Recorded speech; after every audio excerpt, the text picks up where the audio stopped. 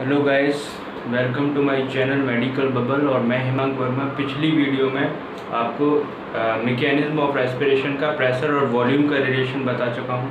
उससे पहले हम इंट्रोडक्शन ऑफ रेस्पिरेशन भी कहीं हद तक कर चुके हैं।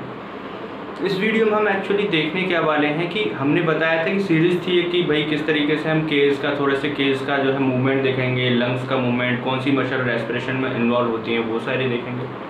इस केस में हम आज क्या देखने वाले हैं, आज हम ये देखने वाले हैं कि कौन सी मसल्स इन्वॉल्व होती हैं रेस्पिरेशन में। देखिए, हमने पहले ही बता रखा है कि रेस्पिरेशन को दो भाग में बांटा गया है, एक्सहेलेशन और इनहेलेशन, या एक्सपायरेशन या इंस्पायरेशन। तो एक बात तो यहाँ पर तय है कि दोनों केसेस में कुछ मसल्स तो आपकी सेम ही, क्योंकि थोरेसिक है भाई, थोरेसिक केस यही है, तो कॉमन कुछ मसल्स तो आपकी कॉमन इन्वॉल्व होगी। ठीक है, पहली बात तो ये है। लेकिन कुछ उसके बाद भी सेपरेटली मसल्स का यहाँ पर इन्वॉल्व होगा। तो इस चीज़ को ध्यान में रखते हुए हमने मसल्स की आज स्टडी करनी है। ठीक है, कि कौन कौन सी हमारी मसल्स, मांसपेशियाँ जो हैं बॉडी की, शरीर की, कौन कौन सी यूज़ होती हैं, कौन कौन सी हम प्रयोग करते हैं शरीर में। ठीक है, इस चीज़ को देखेंगे।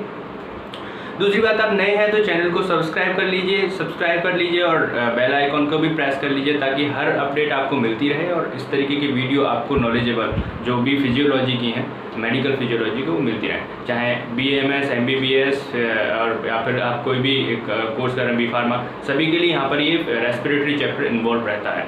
तो इस चीज़ को देख लेते हैं थोड़ा सा, यहाँ पर क्या क्या कैसे है। ओके, सो हम बात करते हैं मसल्स ऑफ रेस्पिरेशन में। मसल्स ऑफ रेस्पिरेशन मतलब रेस्पिरेशन में जो श्वसन तंत्र है हमारा, हिंदी में अगर बोलें तो उसमें कौन कौन सी मांसपेशियाँ यूज होती हैं। तो मसल्स ऑफ रेस्पिरेशन में दो टाइप की कैटेगराइज करा गया मसल्स को, इंस्पायरेटरी मसल और एक्सपायरेटरी मसल। मैंने पहले ही बताया था कि यहाँ पर दो मसल्स का यूज होगा, एक्सपायरेटरी मसल्स और इंस्पायरेटरी मसल्स, क्योंकि फेज ऑफ रेस्पिरेशन भी दो होता है, इंस्पायरेशन और एक्सपायरेशन, इनहेलेशन और एक्सहेलेशन। सो हम पिछली वीडियो में इसको पूरी तरीके से पढ़ के आए हैं, प्रेशर वॉल्यूम रिलेशंस की। अगर आपको नहीं पता है, आपने नहीं वीडियो देखी है, तो आप पहले उस जाके वीडियो को देखना, तभी आगे बढ़ेंगे, क्योंकि सीरीज में आप पढ़ेंगे तभी आपको मजा आने वाला है। अगर आप कहीं कहीं से टॉपिक उठा के पढ़ना शुरू कर देंगे तो रेस्पिरेशन में मजा नहीं आएगा।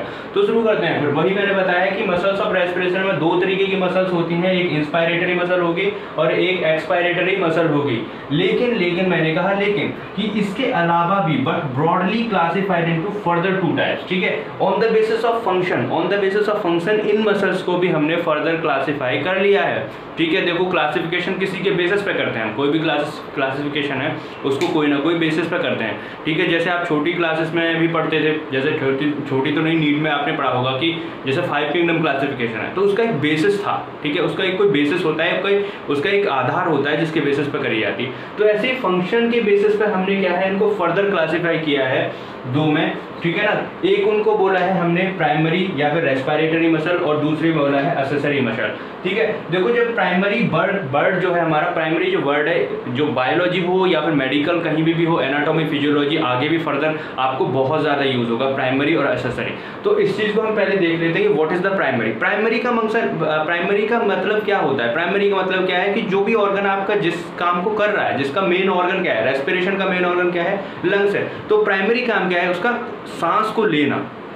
समझ रहे हो, उसके अंदर सांस जाए और सांस उससे बाहर आए, मतलब आप उसमें रेस्पिरेशन कर पाए। तो प्राइमरी फंक्शन क्या है, उसका जो मेन फंक्शन है मेन ऑर्गन का, वही होता है। एक्सेसरी का मतलब क्या है दूसरा? एक्सेसरी में आपने देखा होगा, आप भी जाते होगे एक्सेसरी, आप मोबाइल की एक्सेसरी ले लीजिए कि भाई मोबाइल तो मेन है, लेकिन एक्सेसरी क्या, कवर हो गया, हेडफोन्स हो गई, ये सारी चीज़ एक्सेसरी होती हैं। रीजन क्या है कि उसके हेल्प कर रही होती है। तो ऐसे ही क्या है, यहाँ पर मसल्स भी आपकी दो तरीके की होती हैं, एक होती है प्राइमरी मसल और दूसरी होती है हमारी क्या कहते हैं, दूसरी आपकी मसल होती है एक्सेसरी मसल। ना बात करते हैं कि इनका फंक्शन क्या है।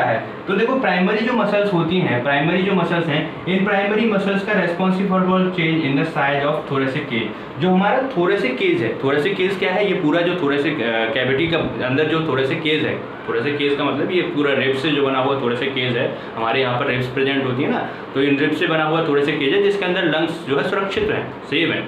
तो उस थोरेसिक केज का जो है साइज का चेंज करने में, साइज को बढ़ाने या घटाने में जो मसल का काम होगा, प्राइमरी मसल का काम। अब वो साइज को बड़ा घटा रही है, प्रेशर को घटा बढ़ा रही है, वॉल्यूम को घटा बढ़ा रही है, तो मेन काम तो वही हो गया ना, रेस्पिरेशन। लेकिन एक्सेसरी मसल क्या है, जब वो फोर्सफुल करते हैं, कपालभाति कर रहे हैं, बाबा रामदेव को देखा होगा आपने कपालभाति करते हुए। ठीक है, तो क्या कर रहे हैं वो, रेस्पिरेशन फोर्सफुली कर रहे हैं, बाहर निकाल रहे हैं, अंदर ले रहे हैं। ठीक है, ये समझ रहे बात। तो वो फोर्सफुली रेस्पिरेशन को हमको ज़्यादा ताकत की ज़रूरत है, ज़्यादा स्ट्रेंथ की ज़रूरत है रेस्पिरेशन करने में। तो इस चीज़ की आपको मसल की ज़रूरत फोर्सफुली करनी पड़ेगी, तो एक्स्ट्रा मसल्स इन्वॉल्व होंगी। एक्स्ट्रा मसल इन्वॉल्व होने के लिए एक्सेसरी मसल इन्वॉल्व होती हैं। अब हम देखेंगे कौन कौन सी मसल यहाँ पर इन्वॉल्व होती है, तो बने रहिए ऐसे ही। तो आगे देखते हैं हम। हाँ, तो अब हम क्या देख रहे हैं इसमें कि हमने देखा था पहले दो तरीके की मसल इन्वॉल्व हो रही थी, एक हो रहा था इंस्पिरेटरी और एक होता है एक्सपिरेटरी। तो सबसे पहले हम बात कर रहे हैं इंस्पिरेटरी मसल की, मतलब जो इंस्पिरेशन में सांस को अंदर लेने में जो मदद करती है। ठीक है, तो कौन कौन सी मसल होती है? पहले हमने इंस्पिरेटरी मसल को क्लासिफाई किया था, इसके अंदर भी प्राइमरी और एक्सेसरी मसल यूज होगी। तो सबसे पहले हम बात कर रहे हैं प्राइमरी मसल के बारे में। देखो, प्राइमरी मसल में सबसे ज़्यादा जो मसल यूज होती है प्राइमरी मसल में वो होता है डायाफ्राम। ठीक है, वो होता है डायाफ्राम। तो वो कौन सा होता है? डायाफ्राम। डायाफ्राम जो किसके सप्लाई होता है? डायाफ्राम में supply bye phrenic and cervical muscle.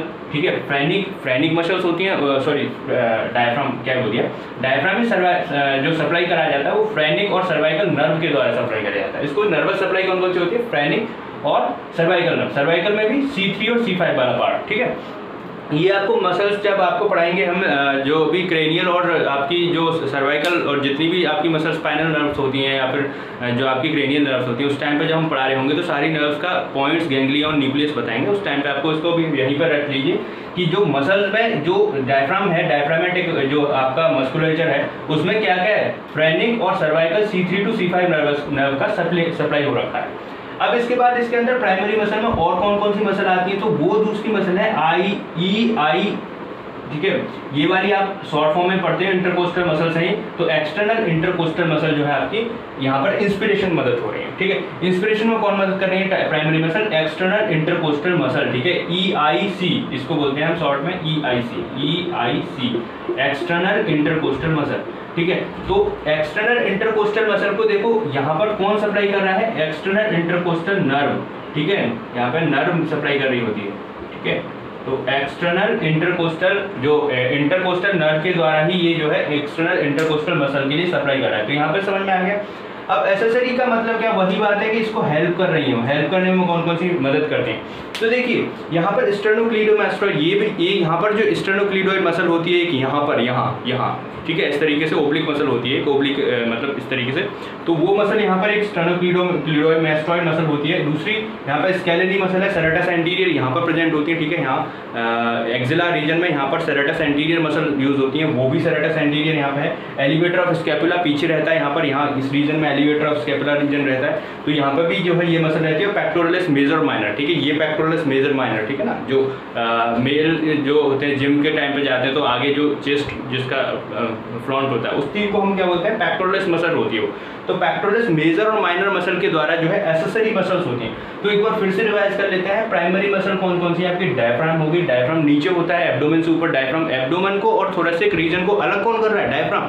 तो डायफ्राम को कौन कौन चीजें होंगी? सर्वाइकल, एक तो C3 to C5 जो C3 to C5 जो आपका जो है वो नर्व, और आपका फ्रेनिक जो है, फ्रेनिक पार्ट है वो वाला नर्व का सिस्टम इसको सप्लाई कर रहा है। इसके बाद एक्सटर्नल इंटरकोस्टल मसल को कौन सप्लाई कर रहा है? Intercostal nerve. ठीक है, इसके बाद हम बात कर रहे हैं एक्सेसरी मसल के बारे में। तो एक्सेसरी का मतलब क्या है कि वो सिर्फ इसमें क्या करती हैं? They are helping in forceful inspiration. तो फोर्सफुल इंस्पायरेशन जब आप कर रहे हो उस टाइम पे हेल्प कर रही होंगी। कौन कौन सी हैं? आपकी स्टेर्नोक्लीडोमास्टोइड, आपकी scaleni, serratus anterior, elevator scapulae और and the pectoralis major and minor. इसके बाद हम बात करेंगे इसी तरीके से एक्सपायरेटरी मसल के बारे में। ठीक है, तो इसके देख लीजिए एक बार। हाँ, तो अब देख लेते हैं एक्सपायरेटरी मसल्स कौन कौन सी यूज होती हैं। ठीक है, तो एक्सपिरेटरी मसल में आपको फिर से वही एक्सपिरेटरी मसल का क्लासिफिकेशन आप देख रहे हैं। दूसरा हम देख रहे हैं, पहले हमने देखा था इंस्पिरेटरी मसल, अब हम क्या देख रहे हैं? Expiratory muscle. तो एक्सपिरेटरी मसल में हमने क्या देखना है? फिर से प्राइमरी का क्लासिफिकेशन किया, एक्सेसरी क्लासिफिकेशन किया, इसमें याद करना ज्यादा नहीं है। देखो, एक इसमें क्या है? Internal intercostal muscle. इंटरनल पहले में एक्सटर्नल था, इंस्पिरेशन में एक्सटर्नल था। देखो यहाँ पर उल्टा है, ई से यहाँ पर इंटरनल याद करना है, वहाँ पर एक्सटर्नल याद करना है, बिकॉज वहाँ पे इंस्पिरेशन जब कर रहे हैं तो वहाँ पे एक्सटर्नल इंटरकोस्टल मसल ECI। ठीक है, EIC इंटरकोस्टल मसल। ठीक है, और इसमें क्या याद करना है आपको? IIC इंटरनल इंटरकोस्टल मसल, ठीक है, उसके द्वारा इंटरकोस्टल नर्व इसमें सप्लाई कर रही है। ऐसी एक्सेसरी जो मसल्स हैं इसके अंदर वो है एब्डोमिनल मसल, ठीक है, एब्डोमेन की जो मसल होती है, नीचे एब्डोमेन की जो मसल होती हैं सारी की सारी, वो आपको एक्सपायरेशन में मदद करती है। हमने देखा भी था कि जब हम खुद से भी कर सके देख सकते हैं कि एक्सपायरेशन ज़्यादा फोर्सफुल अगर हम करके देखते हैं तो हमें एब्डोमेन से ही मदद लगानी पड़ती है। हम जो है अपने स्टमक साइड से थोड़ा सा एब्डोमेन रीजन से मदद लगाते हैं ताकि ज़्यादा से ज़्यादा हमारी जो सांस है वो बाहर जा पाए। तो इस चीज़ को हमने देखा यहाँ पर। इसके बाद हम पढ़ने वाले हैं कि थोड़े से केस का किस तरीके से मूवमेंट होता है, ठीक है, थोड़े से केस फॉरवर्ड अपवर्ड किस तरीके से ट्रांसवर्स, क्या मूवमेंट क्या चेंज है उसमें, तो अब वो पढ़ेंगे हम इसके बारे में, ठीक है।